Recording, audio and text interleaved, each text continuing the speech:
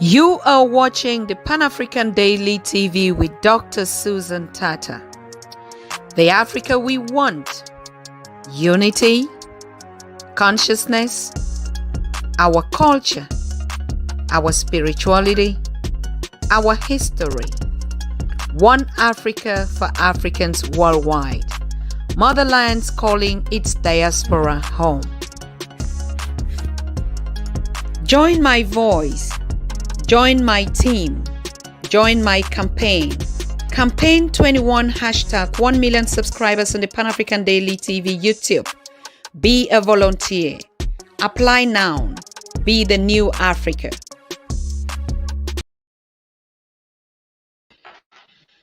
So, good evening, dear family. Good morning, good night to some of you, because I know if you're watching us from Asian countries right now, or in the Middle East, what they call, or some part of Africa also. I think it's really getting pretty late now. So we want to welcome all of you that will be joining, that are joining the conversation tonight. We have in studio live from the continent, Ambassador Tony JAJA, who is the Peace Ambassador for the Horn of Africa and also Africa in general. So it's not only going to be doing a presentation or having this conversation focused on the Horn of Africa, but His Excellency Dr. Ambassador Tony JAJA is somebody that is so renowned here, and we know his work, we know his engagement, we know his commitment, we know his activism as a great leader, but also as a mediator and a peace facilitator. But we also know His Excellency, of course, Dr. Tony JAJA, as somebody that has, I can say, a prophet. If we were to go in terms of prophecies, a lot of things that he has mentioned on the Pan-African Daily TV are happening currently now. Now we heard about the Omicron virus that is coming from South Africa. Dr. Tony JAJA prophesied that. He said it when he was here.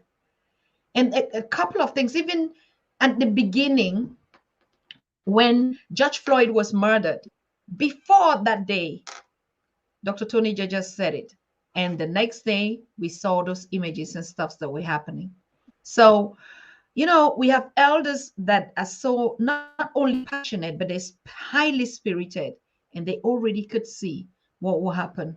If you look at the dynamics and the situation, particularly people like him that are diplomats that are highly have this high level of intelligence, could already look at the, like you say, the things that are happening around, and could make a prediction. Most of it, that is what we're saying today. So it's very important, all of you, to connect and let us have this conversation. This is the second biggest voice that we're having. Yesterday we had Professor James Small, and he educated us on something very special, and that's why we're continuing on that conversation today.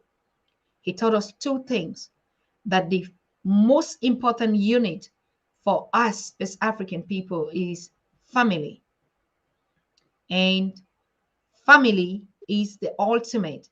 That is our spirituality. And so when we are gathering every evening on the Pan-African Daily TV and touching the aspects where it's burning, it's because we do all this as one Africa for Africans worldwide, as one Africa family that is connecting the continentals and the diaspora and its people worldwide. So I want to thank all of you. Like we said yesterday, it's another session today that we're going to learn a lot more about the feedback on the continent in terms of, you know, uprisings, political situations, but also to have a little bit of insight, you know, not only, like we say, feedback from Sudan, from Ethiopia, from Southern Cameroons, from just everything. I mean, it's been a while that we haven't had Dr. Tony JAJA because of the conflict or the uprisings that that are taking place in Sudan, and they were cut off from light and everything, as we all know.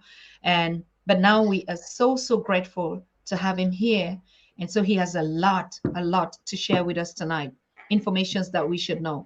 Another prophecy that we see today, people are carrying out, is because Dr. Tony JAJA actually had called upon the youth, call upon the United Nations, call upon the African Union that Africa needs a permanent seat in the United Nations Security Council. And he started, that's an activism that he's been doing even before we could even get to know him. I got to personally know him because of that conversation. And so, yes, today we see young people carrying huge placards advocating for the 1.3, we just say 1.3 billion, but we know that we are more, plus the diaspora are advocating, are rising their hands up, carrying placards on the street and saying, Africa needs a permanent seat in the United Nations Security Council. And this is all issues that Dr. Tony JAJA has been talking and raising his voice, calling on at the highest top and saying, until Africa would have at least even just one seat, how can the United Nations, be talking about conflicts or even mediation or even intervening when we are not represented? And we also knew that, former presidents like late Mugabe and others were advocating for this. So we want to know, what is the situation? Has the United Nations been listening? Are there issues that they say, okay, because the world is resetting, that they considered? What are the criteria that they need for Africa to own a seat in the United Nations Security Council? This is the United Nations. How can a continent like Africa, the second largest, and they, I mean, in terms of population and even growth, right, is not represented in one of the most important organizations that unites the whole world? What is the situation? What is the problem? We want to know. Okay. So we also want to be to have a conversation on the situation in Ethiopia and Sudan, and what is the role the AU is playing in these negotiations. And these are all questions that were thrown on to us to ask Dr. Tony JAJA, and I just summarize everything, so when he gets to, he touches on all the points, and if there are questions, we'll be coming back to that. But we have a short video, which also His Excellency will tell us about what actually was going on in this conference in Ethiopia, and he was present, and this video is even part of his own. So yes, thank you all of you for joining, and yeah, we are back on set. Good evening, Dr. Tony JAJA. It's been a while. Good evening, Dr. Tata, and good evening, our viewers from the Caribbean, from other part of the world. Good morning and afternoon and good evening. Ashe, thank you. I mean, it's been a while that we didn't get in touch with you, until I even had to put an SOS live. And if you are still okay, when I saw the uprisings in Sudan, I actually launched an SOS to find out what was going on with you, that we didn't hear anything, and we didn't have a correspondent to actually tell us what was happening. So what actually happened in this time? Yeah, exactly. They cut off the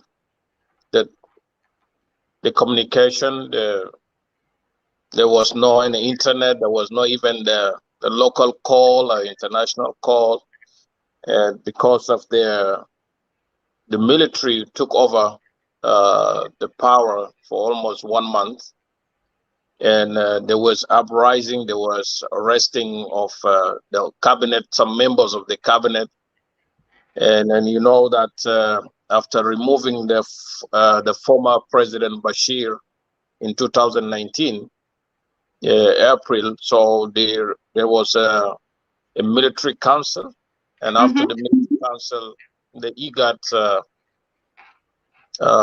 special envoy was sent by Abiy Ahmed. At that time, Abiy Ahmed was the chairman of IGAD, and there was a special envoy from the African Union was sent by Musa Faki to solve the issues from the freedom movement, and that is why they have formed the new government, the civilian government, which was now been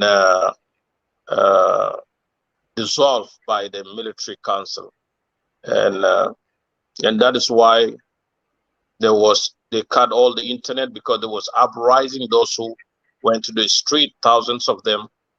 And there was people, the group there, the opposition who signed the agreement in Juba, in South Sudan, the Sudan peace agreement, who joined the government. So some of them, they defected. Some of them, they say people are not well represented.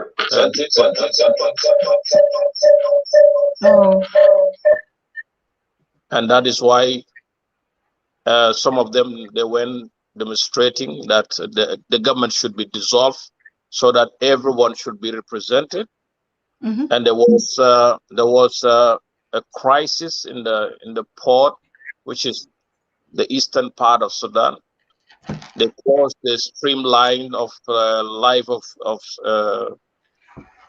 Sudan, where all the goods and all the fuels come from. They block all the roads for almost 1 month, and because they have some issues, and east and north and central part of Sudan, and that is why the military has given the commitment that they have to change. They have to represent everybody to be part of the government, and that is the only reason that make things to get worse. They closed the airport, and after 4 days they opened the airport. And again, there was a detain of the prime minister himself as the rest. And there was a lot of effort from different part of the international community, the U.S. Special Envoy for Horn of Africa, and the United Nations Secretary General Envoy, and you have African Union. Immediately after the military dissolved the government for 1 month, and until now, they froze the activities of Sudan in the African Union. But that did not frozen the activities of Sudan in IGAD, because the Prime Minister of Sudan is the chairman of IGAD yet. And that is really a problem sometimes when we give chance to the outsider to want to solve the problem of insider. This is a problem. So our role always, we talk to the leaders here. We have been engaged since these things happened. We discussed, many people came to me, we talked, and always I tell them that it's good that when the solution comes from your own people, because Sudanese should dialogue, because the dialogue is the key to solve the problem, because nobody should come and divide you, nobody should come. And these things, I said it 3 months before these things happened in one of the occasions. And I said, Sudan has been at war for almost 50 years, and that is the reason the results came out. South Sudan became a country because of that war, the civil war among themselves. So now, if you want to create another civil war, that means you want to create a division of nation. Do you have to divide Sudan into pieces? And this is the vision, and this is the agenda of the outsider people, many people who are working on that one. We are talking about uniting Africa, coming as a one continent, coming as a one people, one nation, one currency. But there is people who are working to divide nations to pieces. And that is why you have seen this fighting going on, uprising. People are still not believing. Why did they dissolve the whole cabinet? Why did they dissolve the whole government of these 6 regions of Sudan?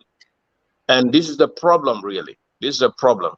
Until now, the cabinet has not been formed yet, after reinstated back the former prime minister, because he's still struggling with the freedom movement who brought him into power.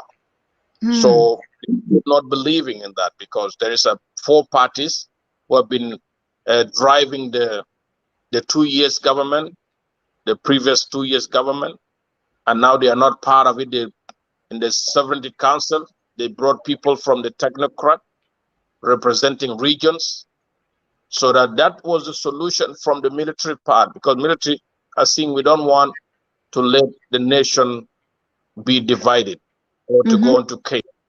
That is why they came to serve as a savior. So that is the really issues that is facing the nation right now. But our role is to keep them in dialogue themselves. So there's been movement from different parts of the region. Biden just made a statement. The Congress made a statement 2 days ago that they are going to sanction those who are going to stand on the democracy that was coming to Sudan. Democracy of the West is not the same democracy that we think in Africa. People should understand that things need to go to the grassroots to teach people. It's not you don't put on the head of the politician and say that you have to implement that things. It doesn't work. And that is why people should focus on the way that they should run their own affairs. They should put the permanent constitution that everybody should be represented. It's not US who will come and tell them that you should be represented. You should do the constitution because you are not the creator. You did not give the independence of Sudan. Sudan took the independence from British in 56 in January. So it is not you who have advocated for Sudan to be independent. And this is what we have been saying, Susan, all this time about Africa. We are now independent with our flag, but we are not independent. We don't have a real sovereignty. That is why we are not able to do our own things. Somebody somewhere is the one determining what to do. Is the one determining what to be injected to your body. Is the one determining what to eat. Is the one determining that what kind of the development should you brought to your country. What kind of technology should you use? And this is really a worry thing that our leaders don't see. But this is what Sudan is going. The reason why the former president Umar al-Bashir was taken away because his time has finished. Everything has time. Revolutions come once. You don't continue to do revolution every time. It comes once. You remove him after 30 years. You have installed a new government. Now this is the time for you to understand what you have went out for, what you have entrusted the same army to build the country, give them chance to work with you. Because the government of the technocrat can build, because people should wait for the election. And politicians always with their parties, they don't wait. They want to get something in this cake and they want to continue. Because if they really want to rule the country as a party, they should go and prepare themselves for this 18 months that is coming until 2023, July. This is where the election will be conducted. And then they should go and prepare themselves. They should not be part of it. But the technocrat government should prepare for the coming elected president to be given the powers so that to rule. That's supposed to happen. Wow. I mean, thank you so much. I thank all of you that are joining. Johnny Boy, thank you. It's funny, for instance, that there's a question asking, how come Africa is not even represented, not even having a seat at the United Nations? And what powers do the United Nations always would have to impose sanctions or to determine how the African continent should run their affairs? And the question goes, what is it that Africa really needs?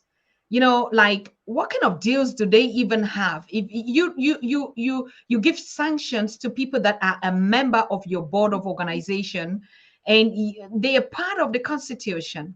So Africa, a whole continent, not just country, is not represented even with one seat. So what mandate does the United Nations in America, which is, the head of it, would have to impose sanctions in any way? Question?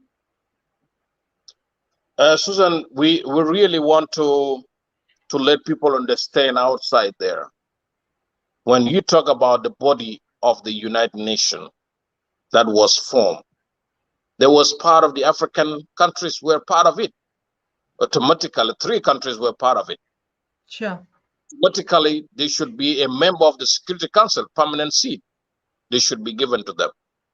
Now we are going now for almost now, let's say 76 years without a membership for the whole continent of 54 countries who are representing 1.3 billion people. You are not there. That is why these 5 countries, when they call them international community, Africa is not part of the international community.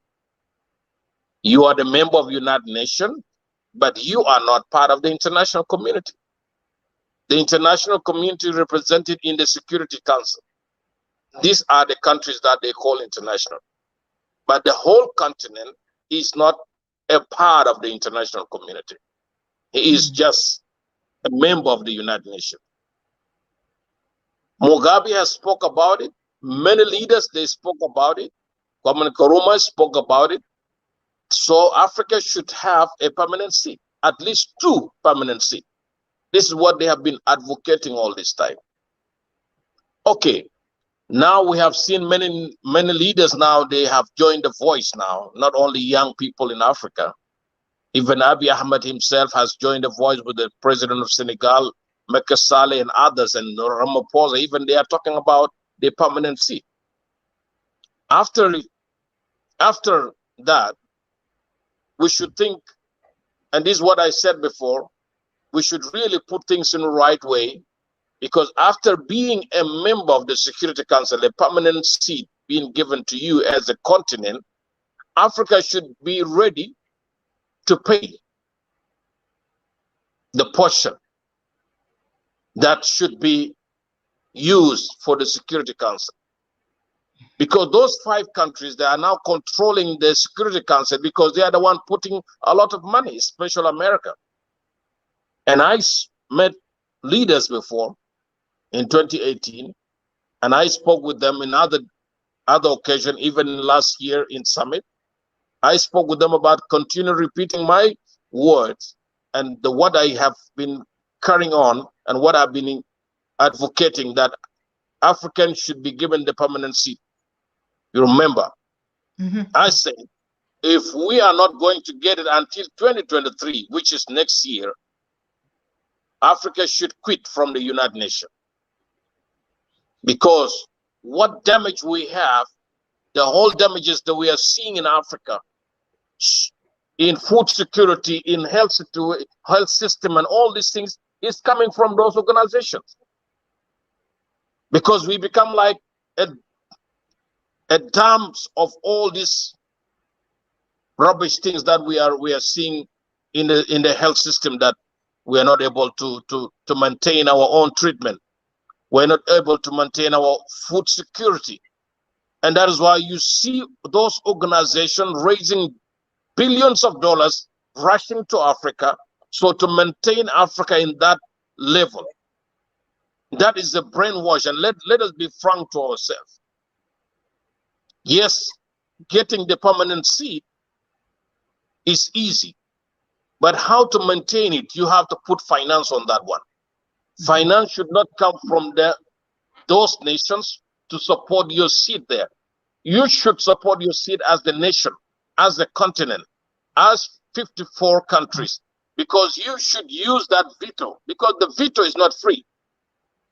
When Russians and China, with the interest they have in Africa, when they block America and France and others, when there is any kind of sanction, because they pay them, they don't just stand for you for free. You have to understand these things. So our African leaders should be ready to put the budget from their continent, the budget from the country, so to support their seat in the Security Council. If not, we should have our own Security Council as an African continent, as you have Peace and Security Council of the African Union, but it still has been supported financially from outside. Then you cannot do anything. That is why you see Africa always going into war. For almost 60 years, you see this going down here, there is peace in this side, and they raise another war in this side so that they can keep themselves busy of maintaining those organizations, so to work for peace, human rights abuse, and all and all and all and all. And that is how the World Food Programs work. When there is refugees, the UNHCR will go and work, because when there is refugees, I have seen and attended one program one day in Uganda in 2017, when the refugees from South Sudan ran to Uganda. Museveni said, I cannot maintain 1.4 million people in my country. So he called all the international community to do the fundraising of 2 billion so that he can sustain South Sudanese refugees in Uganda and other refugees from Congo who are there, and from Burundi who are there. So it's not easy. When there is war, there is a lot of demand. And that is why we don't encourage war. If Africa is at peace now, it should be for development. The money should be focused for development. The money to buy guns should be focused to develop, to make roads, to make electricity, to make health system good, to use the money for the development of the country. The problem we have is still, after we develop ourselves and we went to the certain stage of development and stability of the economic stability in the country, in one of the country, they will create either creating the virus to bring like Ebola, HIV, whatever diseases they brought to us. This is where now they create more problem to us. Famine come because when there is shortage of the security, food security, when there is no agriculture, that automatically will make famine for you. That is what is happening in Africa. So Security Council, those are our leaders. I spoke to you before, and I want you to listen to me very carefully. Be ready, they will give it to you. But how are you going to maintain the seed? You have to put the finance. Yes, we have resources, and this finance should not be 100 million. These are billions of dollars. And I want you to be honest to yourself. If you want really to be a strong continent, like China as a country, like India as a country with whatever they have and technology they have and all these things, and they are very strong military, and we are focusing to build our own African, to be united and to be the continent, to be the country that with powerful understanding, powerful military, powerful intelligence, powerful politicians. So we have to put the system right. Yes, after the pandemic, the whole world is not going to be the same. People should be ready for that. Things are now changing after this pandemic that we have seen. This COVID-19 has changed a lot of things. Geopolitics has changed. The economic is changing. Everything is changing now. It's now about building ourselves. We have to come out from this kind of a spirit of self-destruction. I have seen movies, the science movies, the space movies, the Star Wars movies. And when there is problem in the space, they give to that machine to do the self-destruction so nobody should use it. This is what is happening to Africa. We are self-destructive. We destroy our own self. We destroy our whatever we have built. And this is the problem we have. We have to come from that mentality to move it out so that we think as human to human. We have to understand that the country should be run in a way that people should believe that we are doing it right. We cannot be independent 60 years and nothing is happening. Nothing is going on. We are stuck somewhere.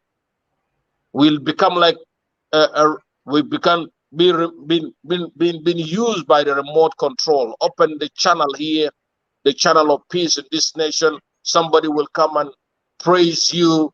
Paul Kagame is doing well. Rwanda is very clean. It's going up. And some of them going down around, and they want to destroy the Rwanda.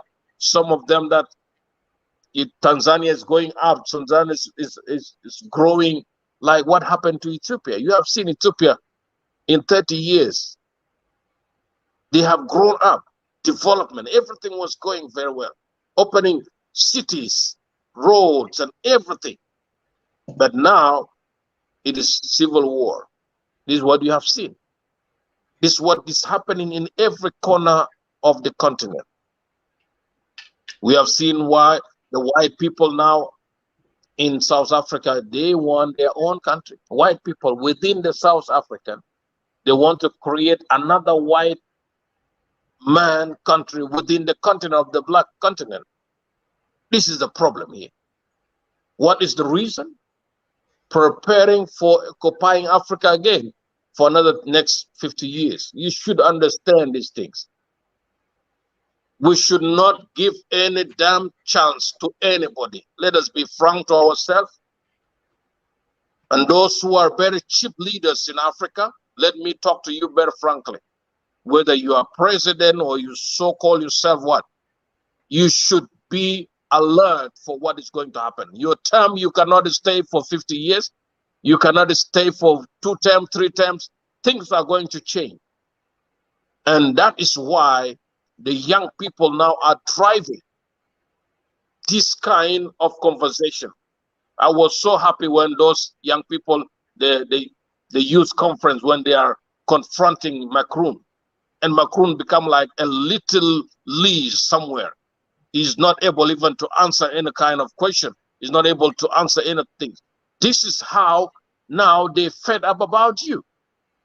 Whatever so-called aid to develop Africa or bringing things to Africa in the name of development and all these things, we should really think about it 100%. We have resources enough that can build Africa. We should stop greedy of life. Those leaders who are stealing, corrupted leaders who are taking money out to offshore nations and all these things, you should stop and develop. Be like Gaddafi. Challenge yourself. What he did to his people, now they are regretting after allowing these countries to come and destroy them. This is my message, and this is what I have to really share with you tonight. You don't see me always coming to Pan-Africa Daily TV. Yes, there is many people who are championing words there. Those professors coming, talking to you. But when I talk, I just want to talk sense. We don't want just to throw words and go. We have to be frank to ourselves. The continent need change. The continent need a visionary that can drive the spirit of our forefathers again. Not just African Union, but we need really Africa that is united to champion the establishment and the birth of the United Africa, State of Africa. That name is ours. It's not names of the United Nations, US. The United States of Africa is our name. USA is the name of the Africa. And that is why Gaddafi himself put on his agenda. When you arrived to the airport, there was a sign, "Welcome to USA." That was United States of Africa. We are going to unite, and other nations are going to be divided in the other world. But Africa is going to be united. Young people, be ready for that. And I know that what you have been doing, wherever you are in the continent in Africa, those in Caribbean, our voice has to be one voice and to champion. Our forefathers has laid themselves. They have laid the foundation. They have cemented the foundation with their blood. with those like Sankara, those like Patrick Lumumba, and others who have been assassinated because of the African they believe, and this is what Africa we want. We should not put it as a question, Africa we want. What Africa we want? Africa we want, we know the reason why we want it. As united, very strong, we are real very strong. If we are the seed and the permanence of the origin of the mankind on this planet, and if God himself has planted us here before any other colors we know, whether they are blue eyes, the green eyes, the yellow eyes, but we, the black color, the black people on the continent, we have the blueprint of everything in this planet. Nobody has it. You should focus on that. We should focus on that. Thank you. Thank you. That is, I mean, I would like to watch the short video and the speech, very short speech that Dr. Abiy Ahmed of Ethiopia made. And I don't know when was that, what occasion was that, but let's take a look at it and you can inform us what actually was happening in that video, why he made some statements, and who were those that were present. I saw some very, I mean, leaders or presidents of the other countries there. Could you just give us a background what happened, because it's like something that he said is going on now.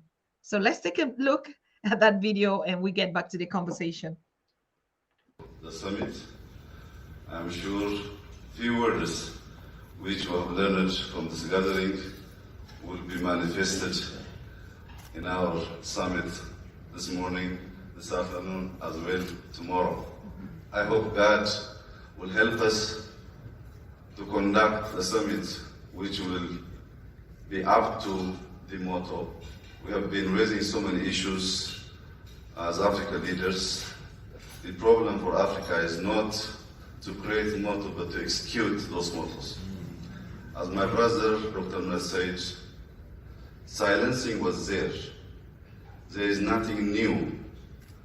The issue is, and instead of silencing individuals, we are looking for human beings together to silence a gun.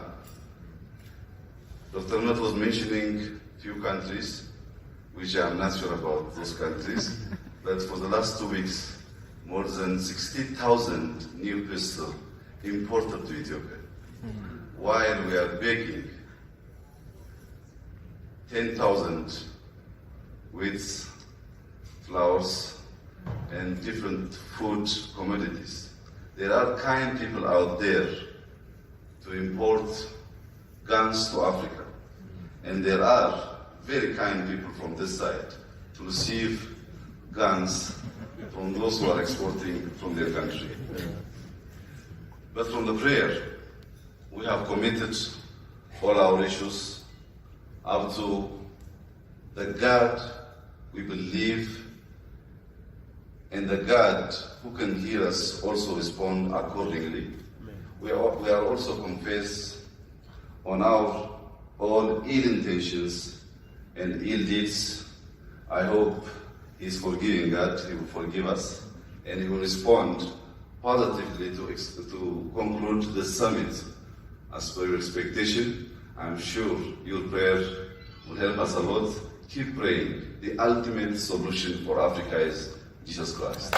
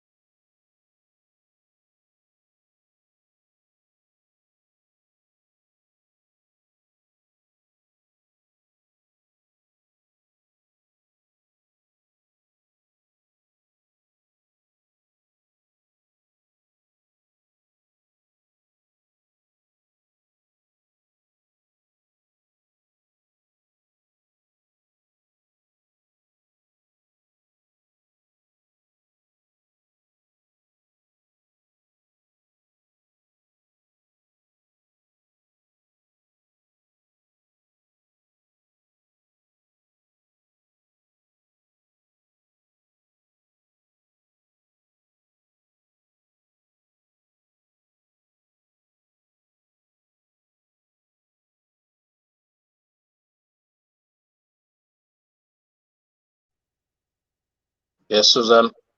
Yes. All right. Yeah. Yes, I was just asking on what occasion was that, the video, and what was actually taking place there? When? Yeah, that was 2020 African Union Summit in February. That was before the opening occasion. There was a breakfast that was done for leaders, and some president were there, and some prime minister from other nations, and then some diplomat members from the different part of the world. And that's what he was giving that speech. There's a closing remark. Obasanjo was there, and other cardinal from Cameroon, from other places, and then the Archbishop of the Coptic was there. So he was speaking sincere from his heart, as you have seen the video. Mm-hmm.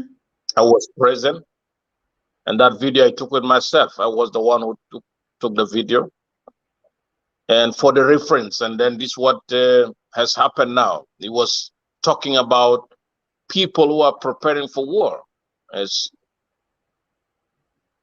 this is what I've said in just a few minutes ago about the self-destruction that we have.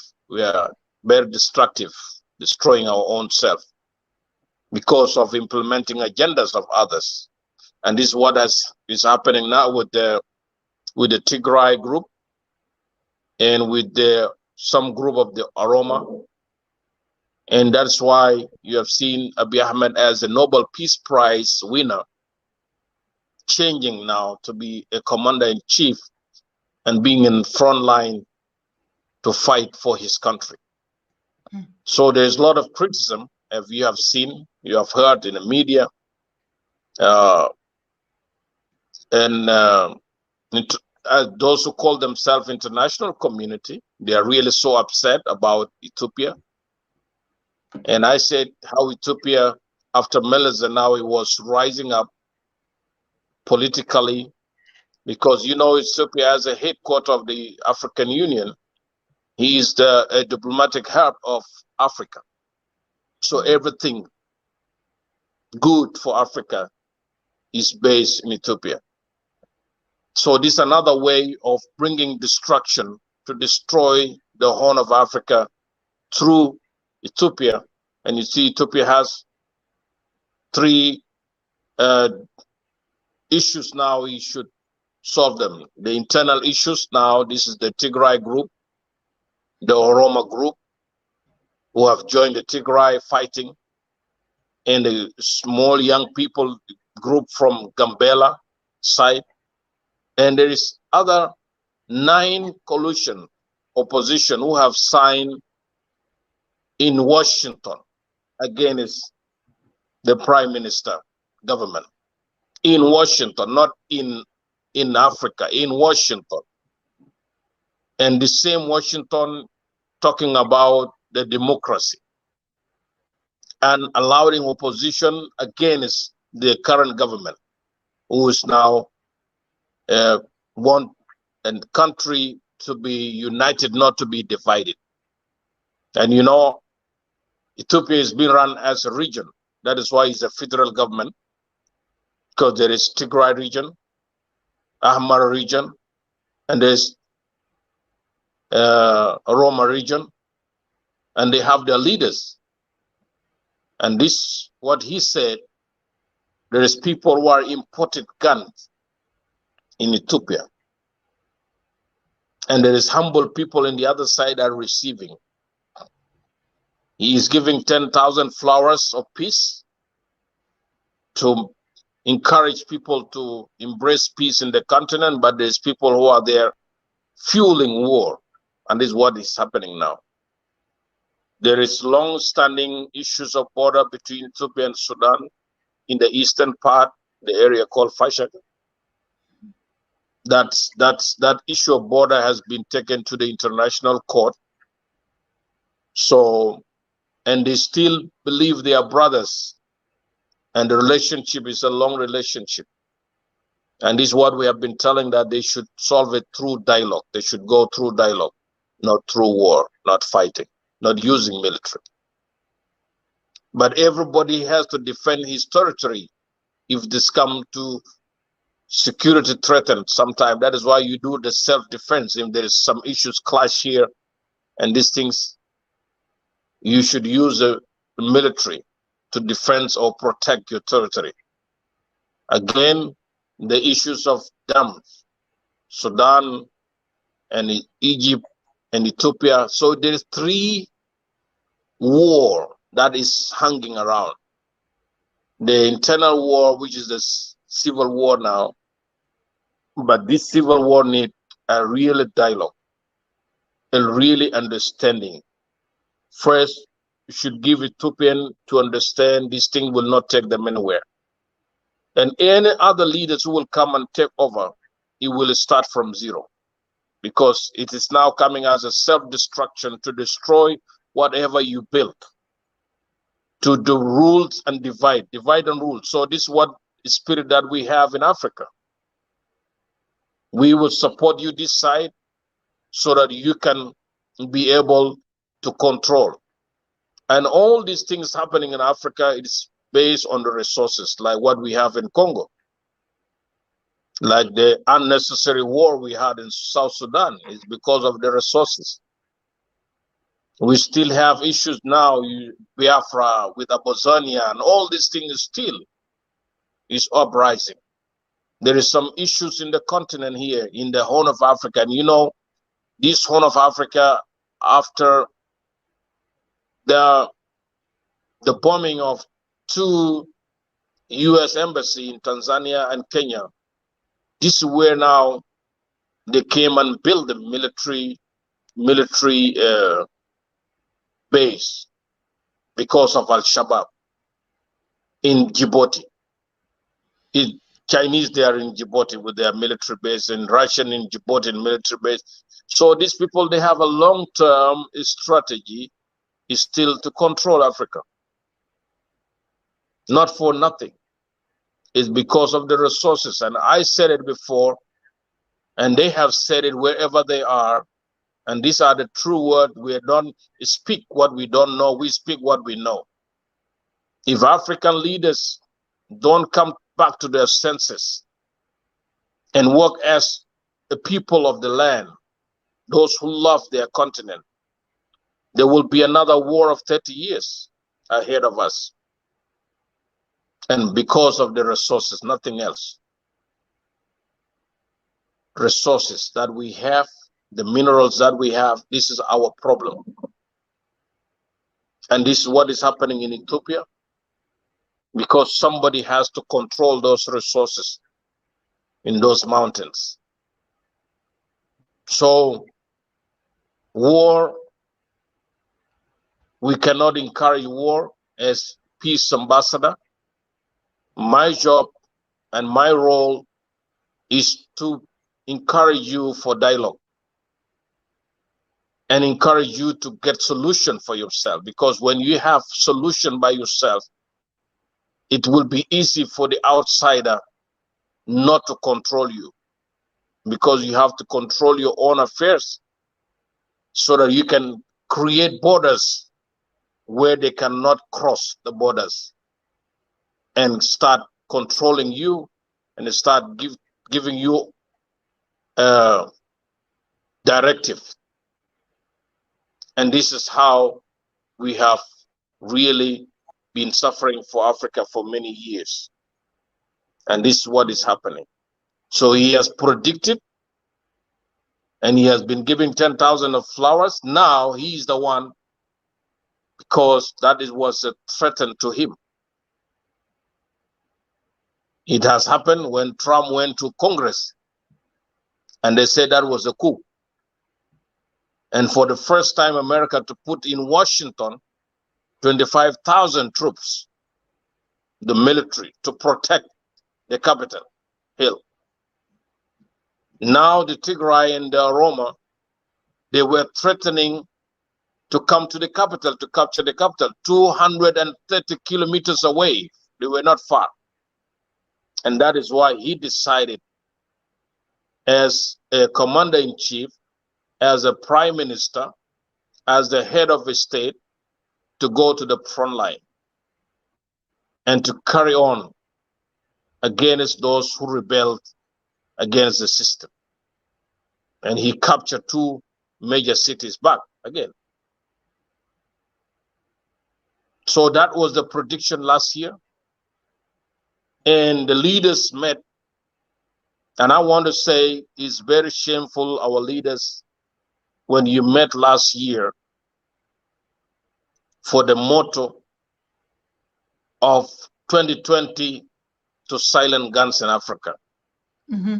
It's like that day you have been telling people 2020 is the years of war, create more blood, shed more blood. It's really very shameful for you leaders. Don't meet for the agenda that you cannot implement. You have to meet for the agenda that you can implement. 2020 to silent guns, now 2020, 2021, now there is more guns. More blood is shed because you did not implement the resolution. It's the same thing. It's like you went for ceremonial. Nothing you have done, nothing you have changed. But any kind of agenda, you have to think about it, whether you will be part of it. Don't just raise your hand and lift your hand up and say yes, and you don't implement. That is why you've seen chaos happening in West Africa, in East Africa, in Horn of Africa, in South Africa. Now the threat now with South Africa, now this is a new Omicron, this new disease, this new virus. They detected the virus. They did not say we discovered the virus here. It's not like the COVID-19 in Wuhan. And like when Trump said one man from China brought it to America. Nobody, we African, we don't go much to the Europe. We don't go much to West. But the Western people, they want to come. They're the one who comes always for tourism. And now because South Africa has detective, because of the system that the high qualified system they have for the control disease. Now Africa become a victim now. Ban the travel to Africa, to Namibia, to Botswana, to South Africa. This is discrimination by itself. Well, whatever you call yourself, whether you are American, you Biden, you Macron, you policy. So what name do you call yourself? What president do you call yourself? But what you have done to Africa, it will slide back to you. It will backfire to you. What you have done in these African things, it will backfire to you. And I am saying it with the confidence. You are the one going to beg African. African will not beg you anymore. Nobody is going to beg you.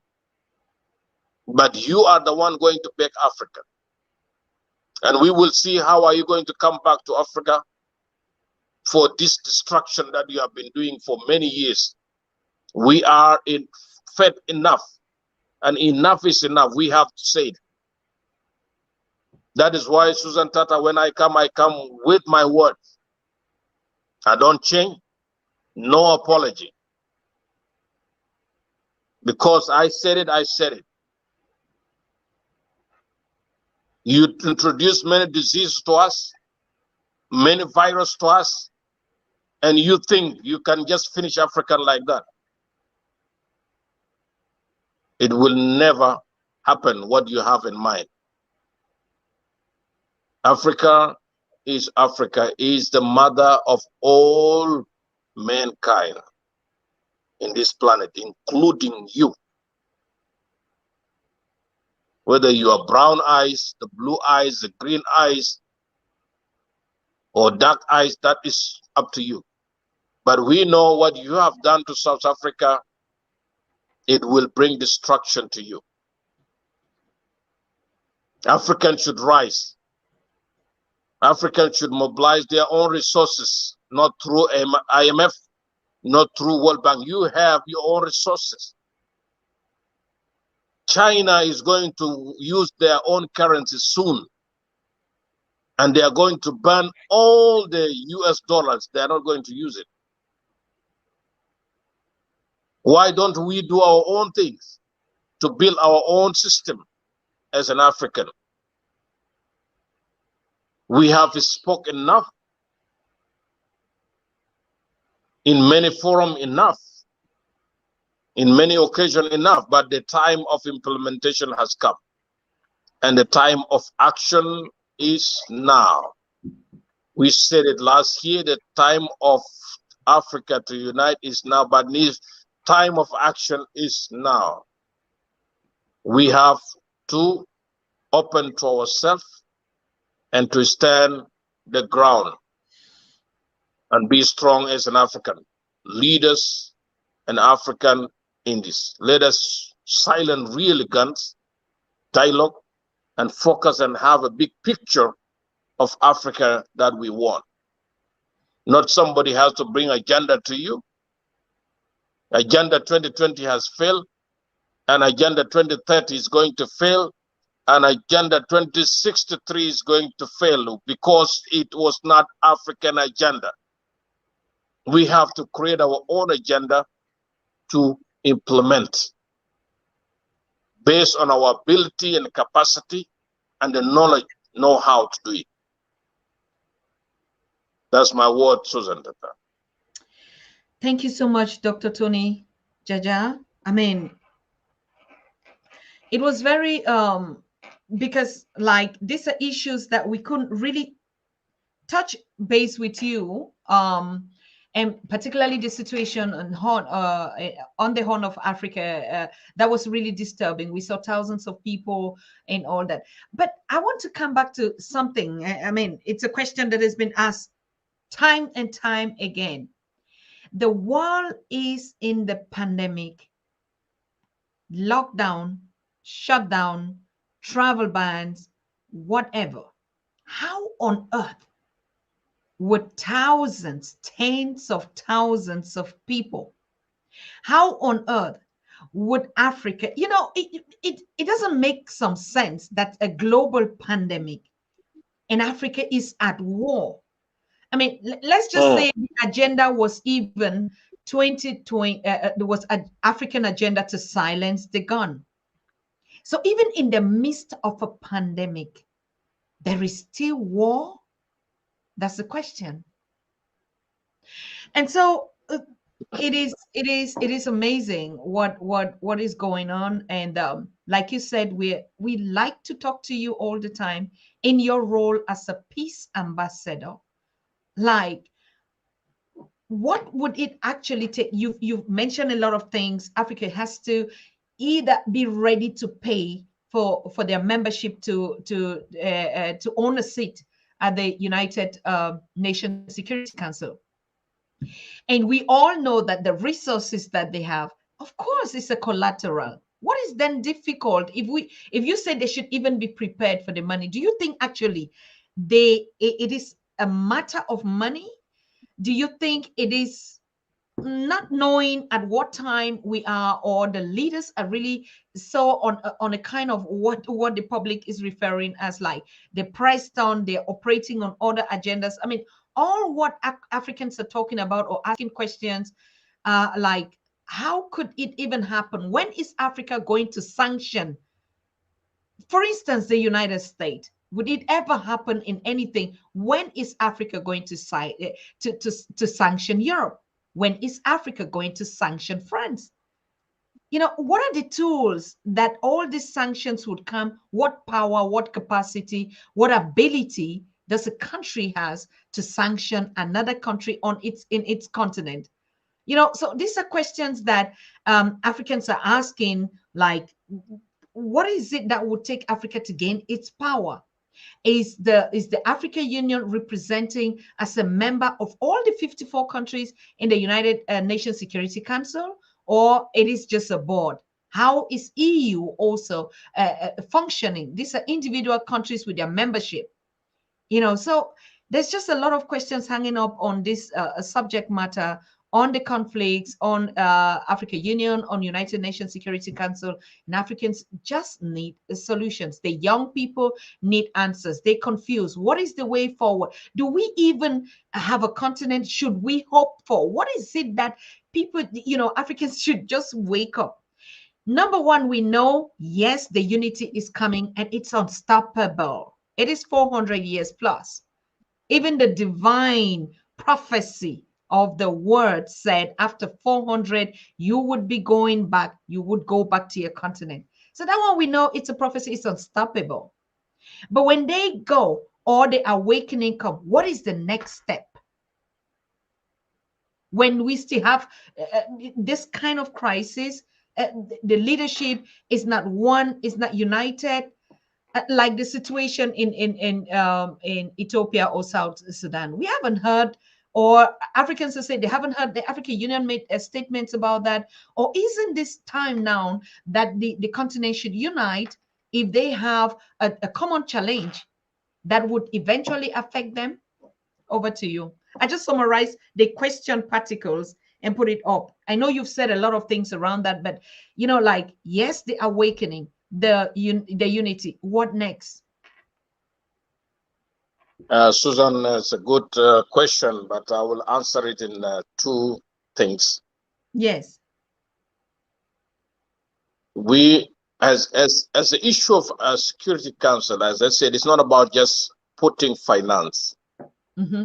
It's resources. And always, when you receive, you become a slave to the one who gave you. And this is what has been driving Africa all these years. Your donor is your honor. And we have been living in a donation world. Donate to Africa, donate to this nation, divide and divide and divide. I said before, the coming world is going to be run as a council. Leaders, Africa will be represented, whether they like it or not. They will be represented as a council, as a superpower council members, because we are going to own and drive our own resources. Nobody has to come. Yes, they will try to bring destruction. They will try to bring wars. Wherever you see war in Africa, you will see those cartel, the warlord, and the cartel that's who are selling guns.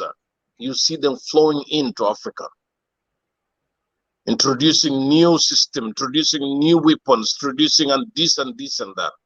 It's good to equip our national army with whatever they have, but not to use it for the destruction of Africa. The sanction that you say that when Africa is going to sanction the West, the time is going to come for African to have a voice to sanction whoever will threaten the sovereignty of Africa.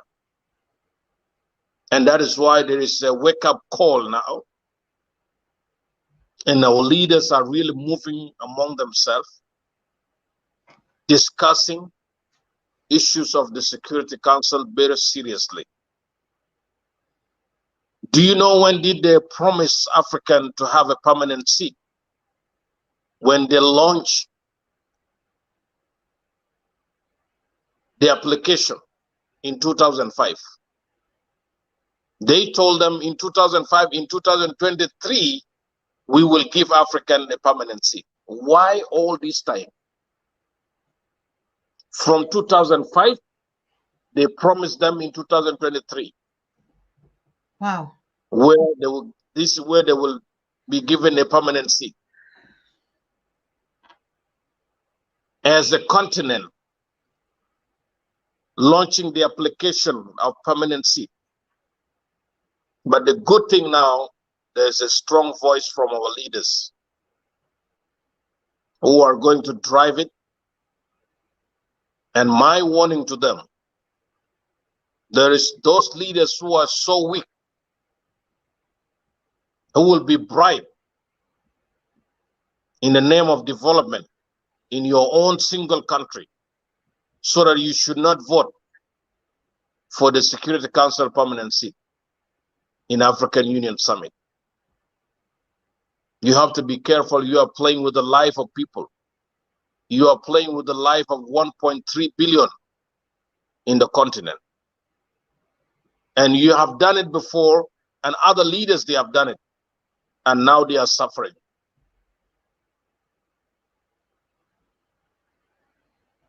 That is why when I said they should put in mind the resources that they will put, so that nobody will pull them down again. If we think about Russia, China, they have ability economically, military, politically, diplomatically. They are very strong. That is why they are members. They are a member of the Security Council. Russia, they are a member of Security Council. And the three other countries, US and France. 5 countries only. If you put the population of these 5 countries are not more than Africa and India. Are not more than Africa and India. But they are the one driving the whole world. If people don't know the politics, the geopolitics of the global geopolitics is being run by the Security Council. Nobody else in this world is running it. Only Security Council. And that is why African is not there, so that to discover a lot of things, what is happening. Absolutely. All these sanctions that is happening because of the Security Council. And the sanctions happen because of the interests of each country that is represented there. And we have to be careful on that and advocating very strong to gain that seat and being ready to support it and stand for it for the generation to come. There's a lot of issue in Africa, as you mentioned, but this can give you all the answer that I have just mentioned to you. Mm-hmm. Thank you very much. I mean, like you said, there's just a lot of issues, and doesn't matter from what angle. That's the one thing that we all know, and Africans know now. They gradually waking up, they're getting the consciousness, and never seen a time like this before, where, you know, everywhere the message is getting on and on. And so whether we like it or not, but there's nothing that is going to happen like there's going to be a second time where Africa would be invaded. That's never going to happen anymore. Africans are saying it, particularly the youths are saying, no way. We would not even fight, because saying fight is too much. It's too much privilege for whoever, but it would not happen. And so when you hear a statement like this, and you see it, of course, we on the ground, we in the space where it's supposed to be. Some people used to say, oh, you know, this is just acting on the social media, but the social media, Facebook, YouTube, and all this have given us, the whole world, a satellite where now people could air their voices, people could hold conversations and give their perspective of what they think, how we should function in a global space in the world, and particularly also in our continent, on our continent and our diasporas. What is the reason why there has to be a particular format, particularly in terms of what you were saying, democracy, and these things that, you know, a system that people barely know anything about? How do you want to explain to a community, to Africa, in the villages, what democracy is? So like, I used to do like this, and now I have to do like, I have to think. It is actually hard, isn't it?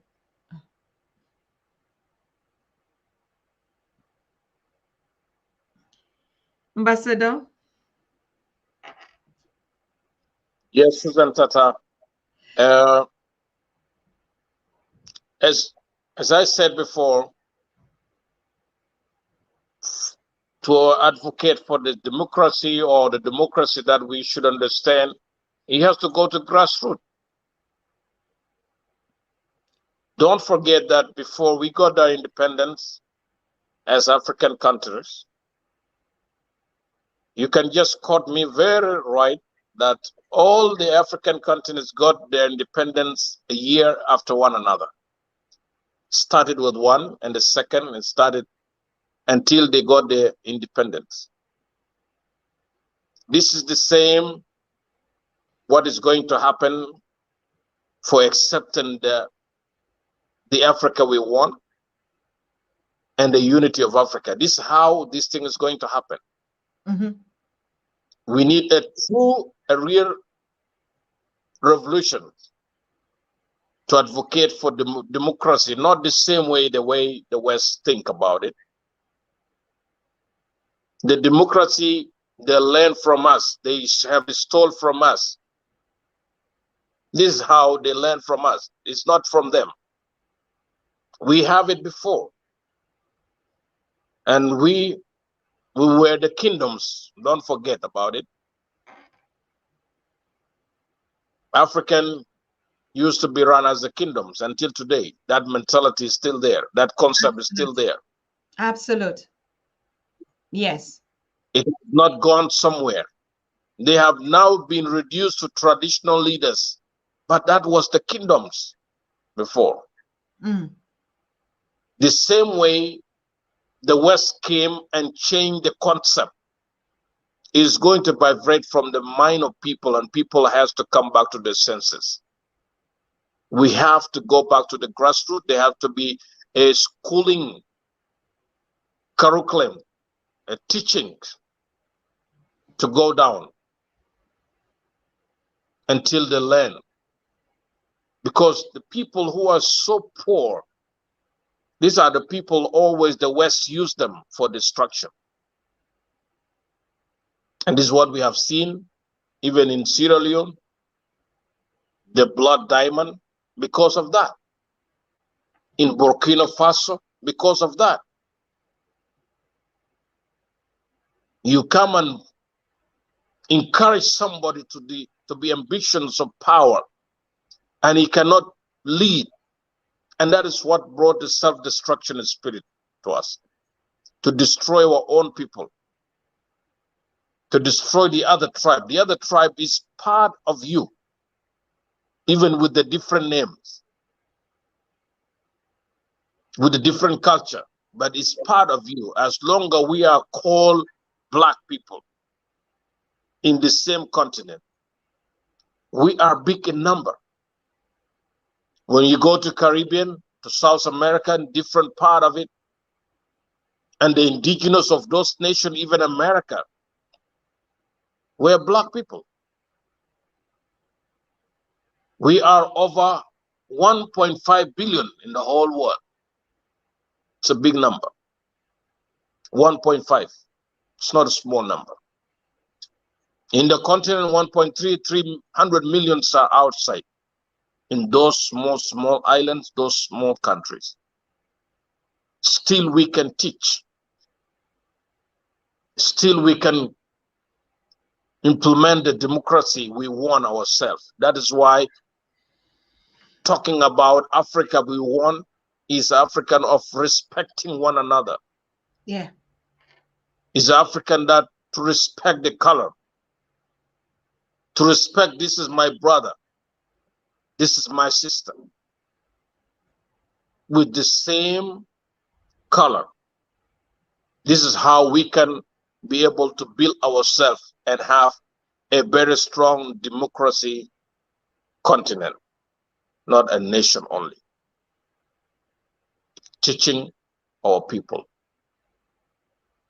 We should not adopt the system of others. We should have our own.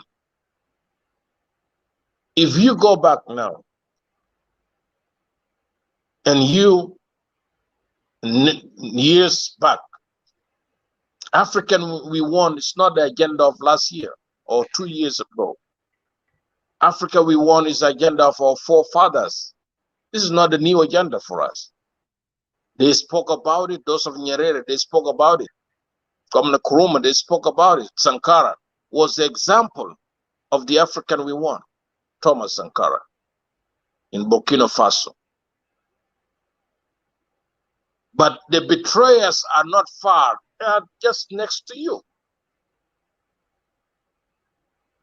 They're not far from the leaders. They are just next to them. And these are the people who are easy to be bought out to destroy the vision.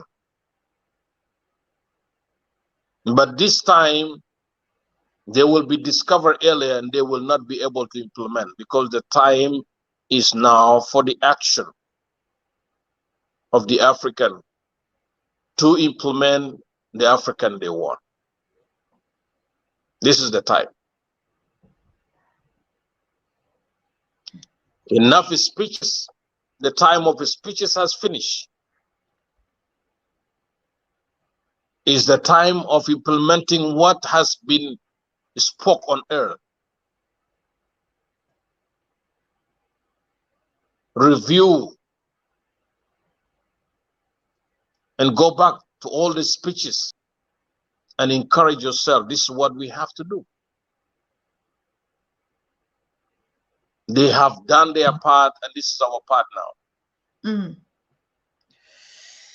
And we are not going to lose Africa. I said it before during my speech in the time of George Floyd, that Africa is not for sale. Even $9,900 trillion cannot sell Africa out because we have enough to give,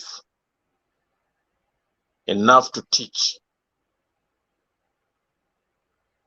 We have learned a wrong tradition. We have learned the wrong culture. But the time now has come for our culture to be implemented in us with the old dignity and respect of one another and embrace one another as an African community worldwide. Ashe, thank you very much. Of course, it's we are not just talking only. I can see a lot of actions, a lot, and I think the talking has also been a very big issue and a big point, because like in the past we talk, but we were not talking like what we're talking now. So talk is part of that stimulated the actions that we see on the ground. A lot of groups, young people, particularly only on the Pan-African Daily, I cannot count the inspirations that young people have caught, build their groups, start trainings, start seminars, the groupings. It is very, very important that we give this credit to ourselves. It is also very important that we give the statistics on the ground. And I can tell you, it is almost getting to a year and a half or almost 2 years that we started, but they change.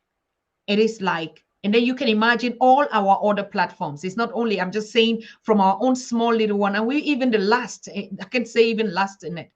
But you've seen every young people that keep reaching out to us, they need mentoring, they need mentorship. And we see leaders also like you. I know you've also been sending a lot of, sending speakers or educators or elders that you think this is the time now. Like for instance, you were the one that facilitated the contact to Dr. Mila, Dr. Mila from the UNRI, and on other massive, like even I know your brother in the United States who loves you so much. He should be watching now, Elder Marvin. When he just saw your process, like, oh my God, Tony is coming again. I mean, what a powerful message we're going to hear here tonight. What lessons we're going to learn from the continent. You see, so you from the continent, like the voice on the continent, it's also a bridge like us, educating ourselves. How many people now in the diaspora, particularly connecting to the continent and getting it from Africans themselves, not through any kind of mainstream, one-sided, biased media that would just say what they like, just like steal it and then put it in another form. I mean, but you, only just you, Professor PLO, and all these voices standing up to give the truth and the version and the other side of the story is too much action we've been doing. It's too much. If there is a fire that is catching now, among the young people, you have made the young Africans be proud that they have elders. They know that somebody can stand and speak for them. Actions that institutions are not taking, you are taking them. Apart from you just even advising us here, I see your audience gets growing, try to mediate. You're from one country to the other, talking to leaders and putting actions. I mean, this is the fire that is already catching. I mean, before maybe it was, but the way this time they are awakening, Africans are ready to take up, the responsibility of building the Africa that they want. And like you said, I can only agree with you. Nothing is going to stop that. You're going to kill 1.4 billion people or 5? Come on. What world? You're going to be living with who? Because, I mean, without us, there's no world. I mean, the world is diversity. And so it's as if the African is the most relevant, not just only the continent, even the Africans. Look at the killings in the diaspora. Black people here, there, hung here and that. It's like it's not just only the resources in terms of that. It's like even the target, because the human capacity is also a target of it. So I think the right time for the world to understand that we need a global peace solution and not a solution where we always would, clash with one another. Of course, it's just the world that we're all living in. And if there is no peace in Africa, it has never been, the world will never know peace. It's as simple as that. If not, they should function. The other world would function without Africa. Why is it that they keep, apart from even the resources, but what is it that you keep always going there, creating a market for your weapons, creating a market for refugees so that you come with your food security stuff, creating a market with your pesticide so that you come now, with your fertilizers instead of organic food, in the name of development, for how many years? 400 years? These are all questions. And when we get in session, Africans are throwing back, yeah, but ask, or how is it going to go? And so the voices everywhere are connecting, whether it's in Brazil, in Haiti, in Mexico, in West Papua Guinea, in the Caribbean, in Europe, in UK, in Asian countries, or even on the continent. It is the time, like you keep saying, for the African to take its own responsibility. And you say we have to start doing it. Now, I want to come back to you. I wanted to give this short break. Professor James Small was on the show last night, on the program, and he held a powerful session, just like you always do. And we're so grateful that we have leaders, we have elders. And I think a leader, from what we have seen, is not just those sitting in those offices. Even all, if you look at the chat, look at questions, look at people that are writing, look at the support, look at how many are viewing each conversation. This is what we call leadership. So sometimes the leadership, we think they have to be only the 54. They are only 54 presidents. In the African Union, how many? If we put the governors, the politicians, I think in a nutshell, there will not be even more than 5 or 10,000. But compared to 1.5 billion, so the leadership actually is coming from the bottom top. I mean, these are the statistics that we are seeing from the flow. It's as if the Africans is the one developing and saying, okay, wait, but we just giving you attention, but we are actually doing it.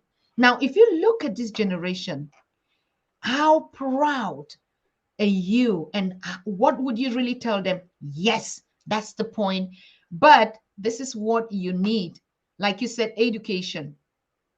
Professor James talked about the need for a family unit to be strong. Africa should operate as a family. You said the world would be would exist as a council, but Professor James is saying the world, Africa as a continent, would operate as one family.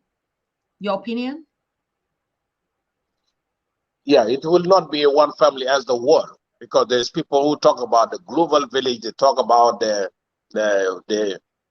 we are one family and all. Yes, one family is another concept, but let us say the reason why there will be a council and represented by the continents, it is because to protect your own interests, because everything that we have is about the interest.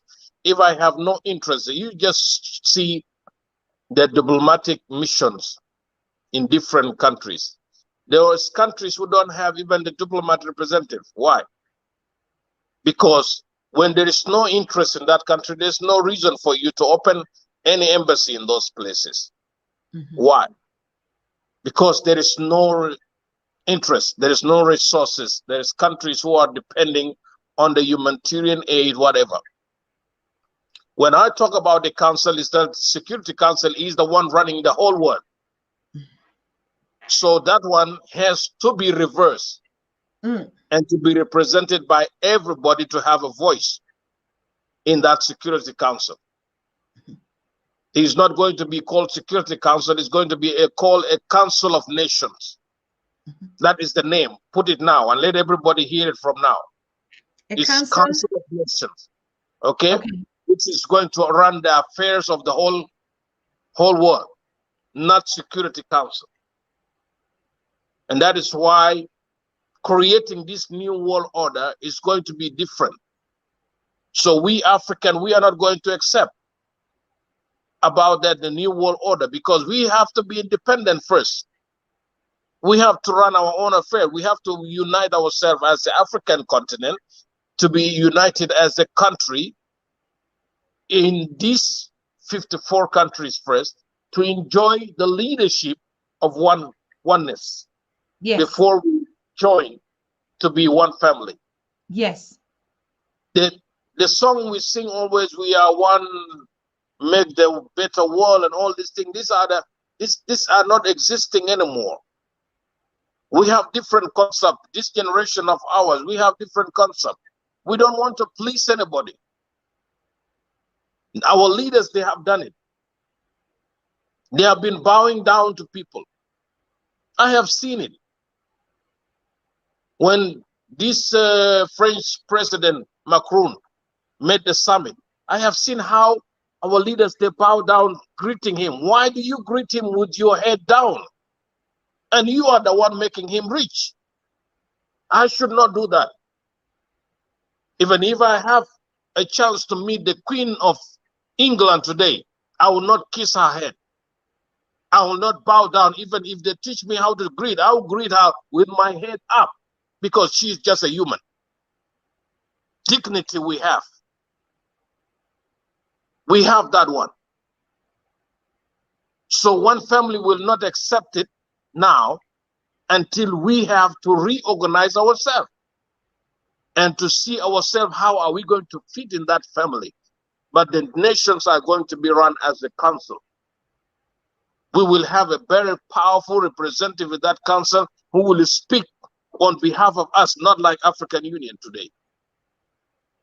When they call them to United Nations, or when they call them to any summit in Europe, this is not going to happen. Africa is the one going to conduct the next coming summit in the next some years coming. Africa is the one going to bring people down to Africa. We are not going to beg people again. We have enough to make ourselves very strong. So that is the opinion of Dr. James, because he is living in that side of the world. No.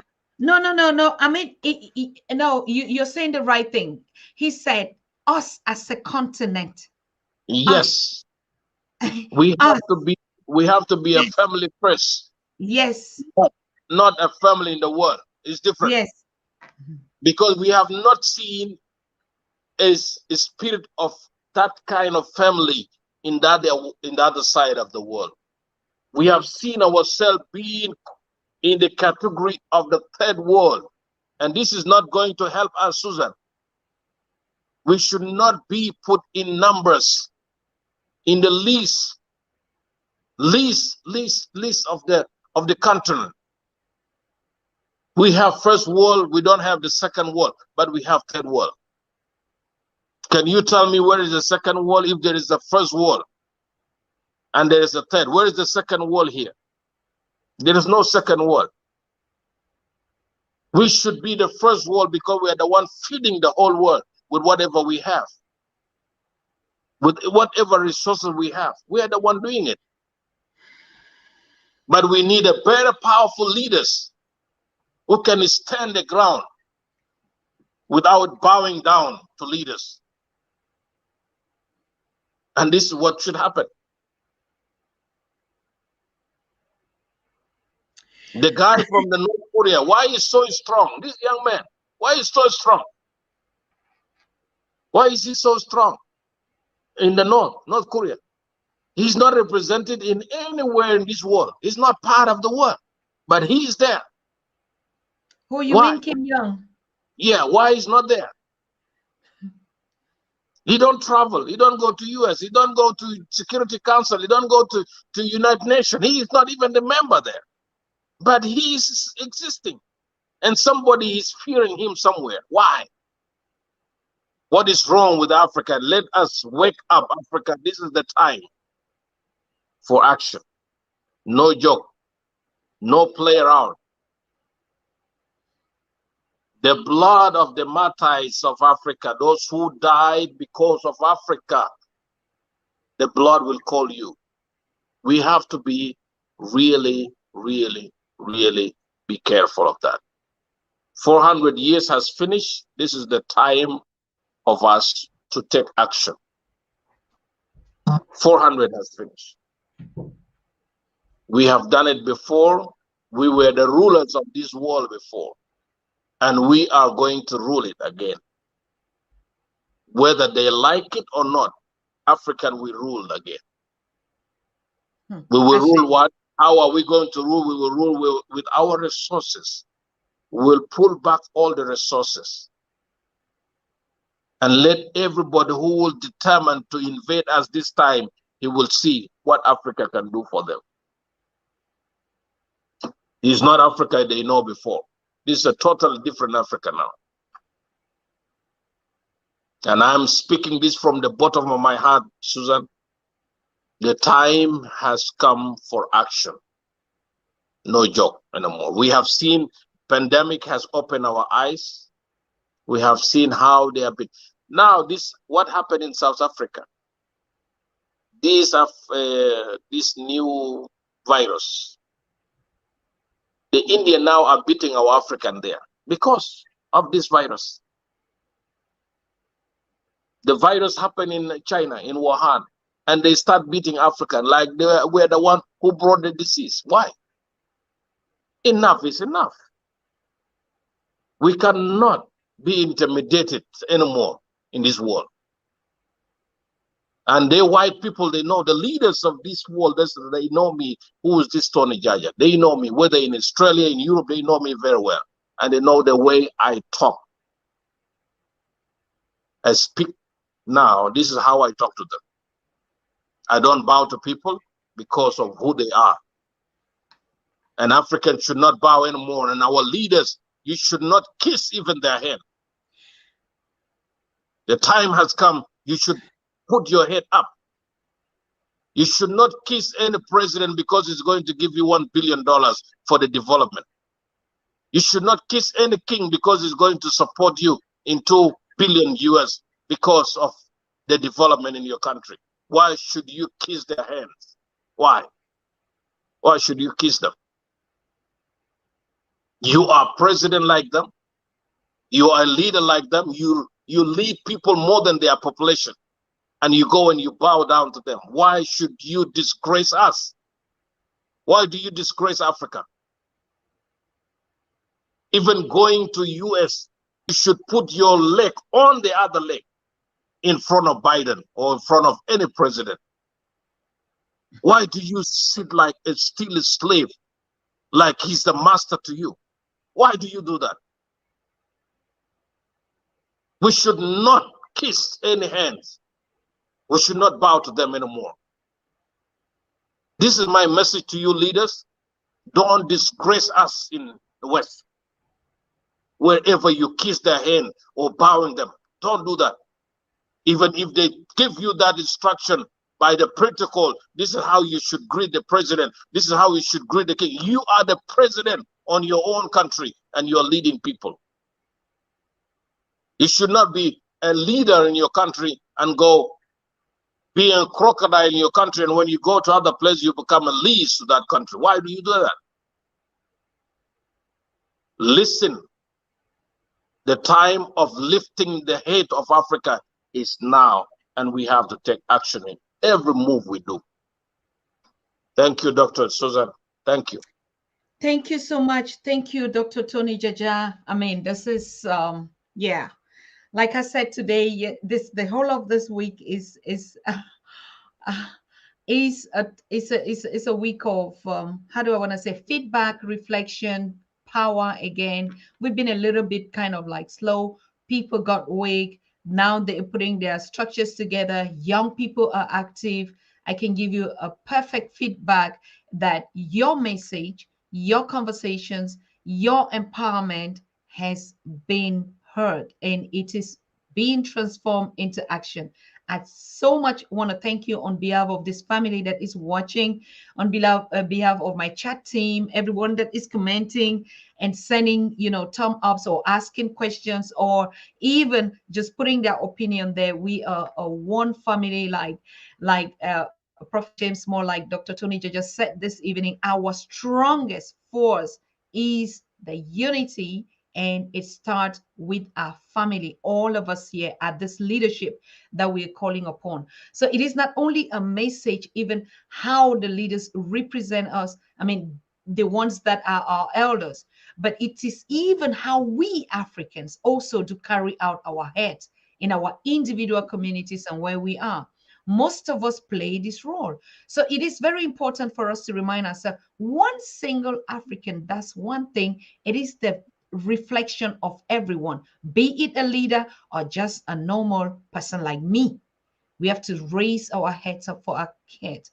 We don't see it. My late father, when he visited me here in 2013, actually we went to the shopping center. I mean, we're just going around, when the elders leave Africa, they want to see what is it that is really in this Europe, right? And the first thing that he says, like, you see the white people, they walk and their head up and their chest up. But when I look at Africans, we walk and we're just like always, our head is always down. And exactly this is the point that we're saying. It's like a tradition that we inherit because we're normally generous, humble people. Our culture teaches to respect elders and stuff. But of course, yes, we are never going to be taken for granted. We do that at home with our elders. We do that among us, respect ourselves, but don't respect anybody that doesn't respect you. No way. It's not going to happen. On individual basis, on a collective basis, every single act we put out there is a whole reflection of us because of, who we are. It's not hidden anyway. So thank you so much, My Excellency. I mean, before you leave us or before we all separate, how's the Queen doing? I mean, she's doing fine. She's doing fine. Yeah, I've been seeing her protocoling, also being very active, in supporting all this engagement. Please give our love out to her, because like we always sometimes don't really send back the package the way it came. I mean, you came alone, but we know that behind, in front of every strong one of us, there is a queen in front, queens behind, and and the kings. Yes. I will pass the message. I will pass. Thank you for that. Thank you so very much. We are going to keep in touch with you on the latest developments and the happenings on the continent. So one last word while we all depart. I just want to say thank you, all the viewers. We have to be strong in as we are listening, as we have been patient. Africa is so promising. Is so promising to us. And we are going to see the Africa we want when we are united. When we have a one focus, one vision to determine to implement what our forefathers has taught us. And this is how we can revive them. We can see them, they're still alive. During that time, African, everywhere in the world, they were so connected, even in Jamaica. Susan, 2 days ago, I was listening to Bob Marley's song. Mm. And that song, I want the whole African continent to play it one day in their street. Get up, stand up, and fight for your right. This is what we are doing. There will be resistance, but this is our right to be united.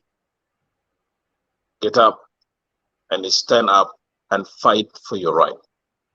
And this song is still alive today. Was played in the 80s, but is still alive today.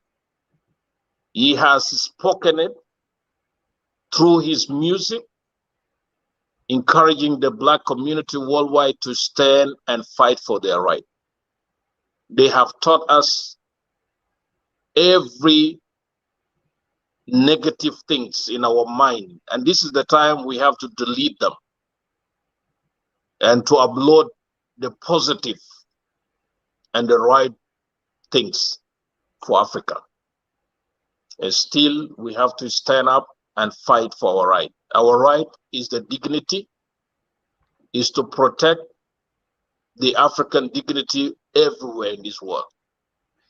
And wherever you go, let your head be up always. Don't put your head down. If I see them going their head up, I see them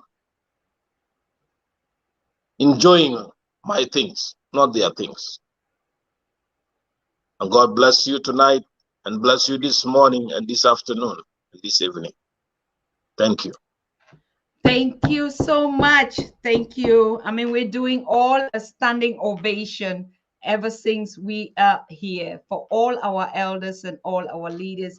And it is that spirit that we're going to stand up, get up, and unite.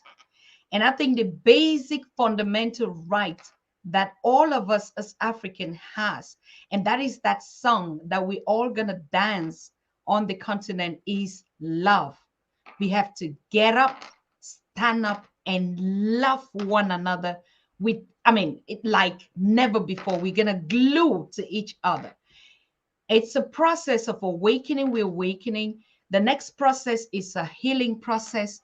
The next process after the healing would come the love, and the love comes, the unity is complete. That's the mathematic formula that we already are seeing. 400 years of brokenness, and 2020 was 400 years, the beginning. And now the first call is what we're responding, gathering our voices worldwide and uniting and connecting and going back psychologically in our homes back to motherland. The next process is coming, which is the healing process. And that healing process is exactly what you just said, Dr. Tony JAJA. Teach ourselves to love ourselves again. When that healing process comes, that we get into self-love from our brokenness, and unity is already at the door. So I want to thank all of you too. And I want to wish all of us on this process, this collective, this gathering, every step. And I would send out that mathematic formula. Ain't nothing is happening as a coincidence. It is the will of the Creator. And I thank all of you for joining us tonight. So we are also going to leave you. I'm also going to leave you tonight. And yes, Tony, we see ourselves, Ambassador Excellency. Good night to you. Good night to you, Tony. Good night. Bye. So I want to thank my family also. I mean, on behalf of everybody, I'm thanking you for taking that time, for being here. I see your chat. I just want to spend a little, just 3 minutes to welcome and salute you. Jude, you're saying why no call in? I'm going to take calls, right?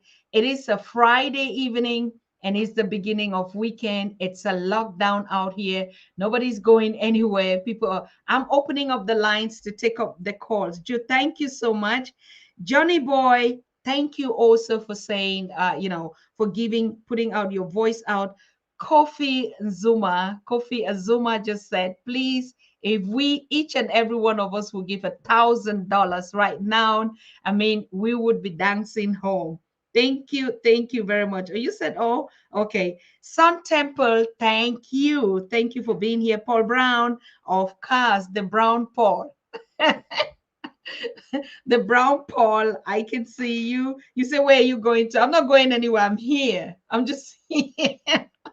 I'm here. I'm not going anywhere. How can I go when all the sweet and the goodies yesterday? I mean, before even yesterday, we had our 2 years young people who came to us. And please do not forget, we are still on the issue of, a sanitary part for our girls on the continent. Remember, we had our princess who really was here with us, and Grace Akon, and she is just calling out to all of us, to support her to go help the girls in South Sudan and Sudan, just to put a smile on their faces during this period of Christmas out there, or end of year. We don't know anything like that in Al-Kebulan. We even would be celebrating Kwanzaa on the 26th of December. I'm still looking out for a contact to reach out to Dr. Maulana. Any of you who has the contact to Dr. Maulana, the founder of Kwanzaa, please tell him, this elder, that we so much want to have him on the Pan-African Daily, so that he's going to give us the roadmap of the Kwanzaa celebration on the 26th of December, because as we all are saying, that's our adoption attempt at the end of the year. So he's going to give us a roadmap on that. Mustafa Zaima, thank you. He said, Ambassador Tony JAJA, Sherry Penny. Thank you. You gave so much. I mean, Econ is just happy for your support. Empress, wow, you said I'm late. No, you can never be late in the family. Yes, of course you were late, but remember, all the conversations that we had home today, you can still review them. You can still take your time or listen to them. You can download even the voice, and you put it as an audio. We're still trying to build a FM, the Pan-African Daily TV FM or radio, where we're going to abstract all the audios, because this is a chemic university, as you all know, right? We're just not a TV of reporting news, but we are learning and educating and empowering one another here. Even if we don't agree most of the time, but we all know that we are on the same journey. Yes, and holding each other's hands. Yeah. So thank you so much. Stephen, I bless you. I also bless you. You say, good job, Tony. Unani Sumbua. I also see you were also here. Abiola, Faleti, Sewelo, Zaninian, Yes, thank you, thank you, thank you. And you are more than how many watching right now? More than 150. We're almost hitting 200 on the YouTube channel. And those of you on Facebook, hey, I haven't forgotten you. I haven't forgotten you. Sorry. We are all connected. It's just like our screen is more just focused today on YouTube because when the people are connecting, particularly from the Horn of Africa, it's very difficult for us to switch all the boards so that we can see the participants from there. But I do recognize that all of you are watching, and I know those that actually are the top fans are always on spot, even if Facebook is always, marginalizing you, putting some latent view. That's not our problem. We don't even worry about figures anymore. We just know that the spirit can never be put into figures. No way. Opal Campbell, thank you so much. Jude, you say Africa needs cleansing. I do agree. We all are there.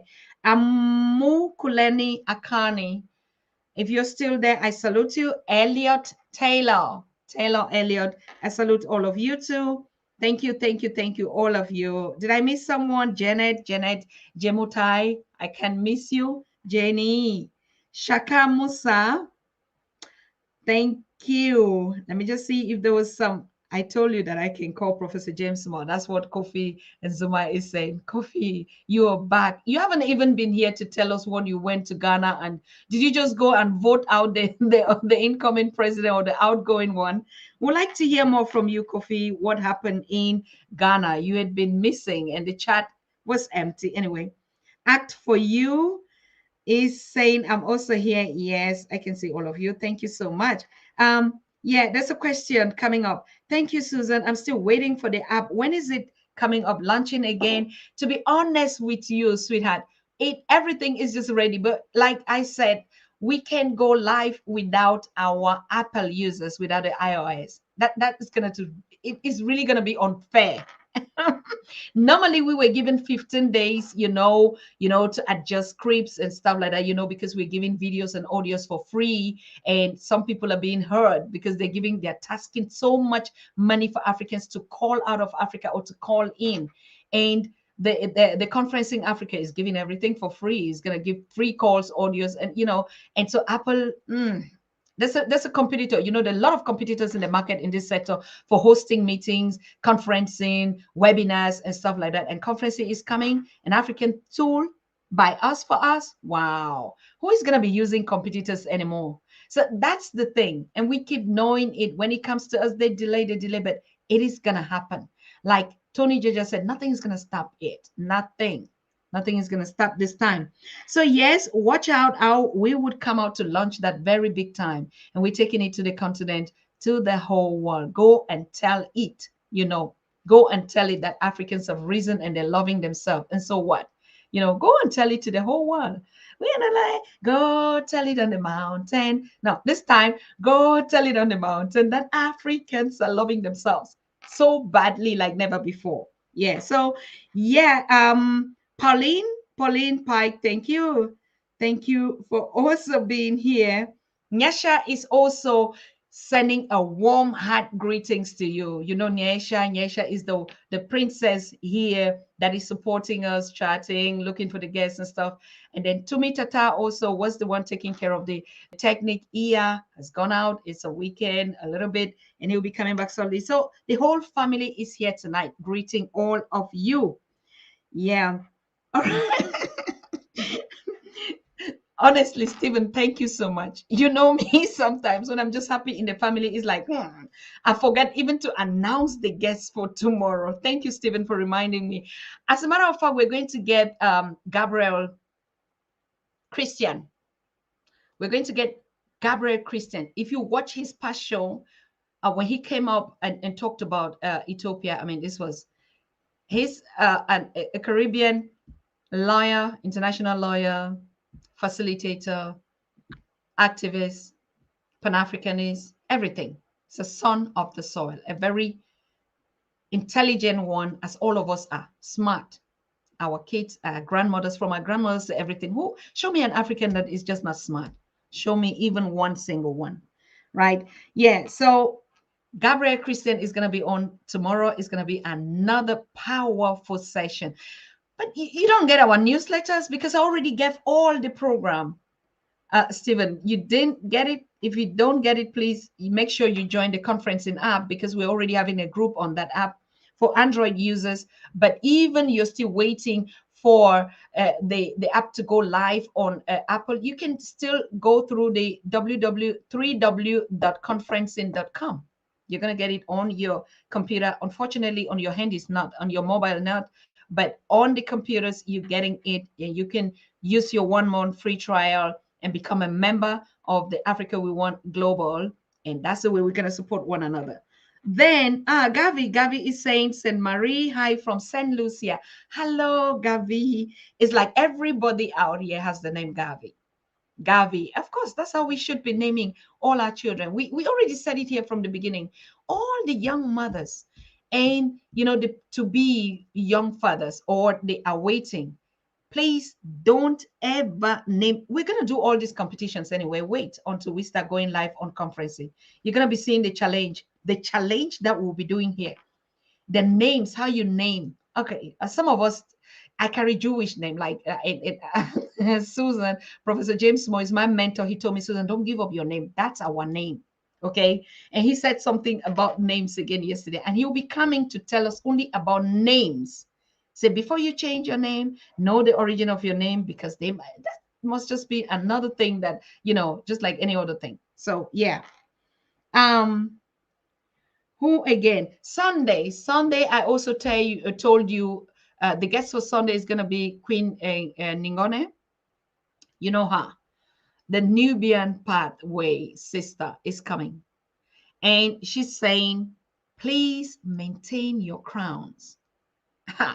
If no one told you this, you know it, that you are queens and kings. She's still coming to hit a nail again on that. And I think this is just what Dr. Tony JAJA was saying. Don't raise your head low. Okay. And so if you are carrying a crown on you, you can't raise your head low because you know what will happen. So that's just it. Why do we bow down? We bow down because we've lost our crowns. That's why we bow down. And when we would put on, you know, you never would bow down if it is you're not doing it because you want to do it. Good. So yes, I think it's been a wonderful time. I had to round up so that we get up because we started late at 10. Now it's 22:10. So I didn't cheat that time, and you didn't also cheat my own. So people, I know it's afternoon somewhere. I know it's late night. I know it's even early morning somewhere. Right where I am, it's 11 11. Yes, 11. How I wish we had those times. Like now we would have been going out, you know, to hang out, to chill and dance some Afrobeat somewhere. But whatever, we're gonna meet on the continent, and those things will continue. Party every time. You know, festivals everywhere. You know, so much to catch up. Like His Excellency Ambassador Tony JAJA said, so much to catch up. We have so much to catch up, people. Can you imagine 400 years of brokenness? We have just so much to catch up. So much. I keep saying it. I don't even know how we're going to glue to each other unseparatedly. Yeah. Never to let go again. Never again, generation, that something is going to come and tear us like this apart. No way. Not this time around. That's why we're saying if we have a human right, if there's something we should stand up for, if there's a revolution, if there is a movement, me from the Pan-African Daily TV and the entire team that is represented here, my revolution, is love. There is no revolution that is beating that one. No amount of gun will shoot love. You see why love is just the most simple one, but the most difficult one. Love. No amount of gun. You can bring the whole world army. It's not going to kill love away. You would never shoot it away. So you can shoot the physical, but you would not shoot the spirit. And love is our spirit. That is my revolution. That is the ministry. That if there's a church, we can call it a church. That's going to be our church, the church of love. the revolution. We're going to march the streets and dance to get up, stand up, and love each other. I'm the goddess of love, the Friday girl, Nana Efwa Tata. Okay, so thank you so much. Yeah, we did it again tonight. So let's see us tomorrow, same time with Brother Gabriel. That one too is a powerful one. And then I think next week we should start getting the ladies on our queens. Yeah, we're gonna be getting, and that's why we're starting on Sunday already with Queen Ningone. And so we're putting out a list out there. Naisha is watching you people. She knows it. We want to put out a list of the queens. So we definitely will be getting Dr. Mata again from Namibia, this time on something else. And normally we should be getting Mama Arikana, but you know where she is right now. Most of you that have been following up the events in Ghana, powerful. I mean, yesterday was a procession where they uplifted the queen, right? And you could see those traditional dances and everybody. I mean, I can't wait when this crew come back. We already have all the news and everything that went out there. Beautiful, everything. You could see how the continent opened its arms to take her daughter, mother home, and the princess and the whole community. I mean, what could be bigger than that? That love is what we talk. Okay, we can't wait to have Mama back, and she would be live here to tell us how everything went out there. Good. So what did I forget something? Malena Francois, you say Ashe, my queen. I didn't forget anything. To me, please. Caroline Harper. Yeah, she's a royal. Brown Paul. Yeah, that's true. Yes, Mother Ghana. They said they gave her a title, Mother Ghana. All of us, we're Mother Africa as a whole. Kofi. Okay. Yep. Rebecca. Okay. Yep. Who again? Good. So good night, people. We see us family tomorrow. Okay. Same time, please. Don't reduce your numbers. Come double. Don't reduce your numbers. Always keep the numbers high. Even if you're working, please just tune on and put you'll get us on audio very soon on our FM here, on our radio. Okay. Yeah. So I see you. Yes, you said calls, and I opened the calls, Jude. I said the calls were open, and you keep asking, and you're not calling. Anyway, we'll open the calls again tomorrow. We still have time. Okay. So good night to all of you. Ashe Baba. Ashe Baba. Tuko pamoja. Akwaba. Medase. Miyaka. Berry. All. Bye. One love. You are watching the Pan-African Daily TV with Dr. Susan Tata. The Africa we want. Unity. Consciousness, our culture, our spirituality, our history. One Africa for Africans worldwide. Motherland's calling its diaspora home. Join my voice. Join my team. Join my campaign. Campaign 21 # 1 million subscribers on the Pan-African Daily TV YouTube. Be a volunteer. Apply now. Be the new Africa.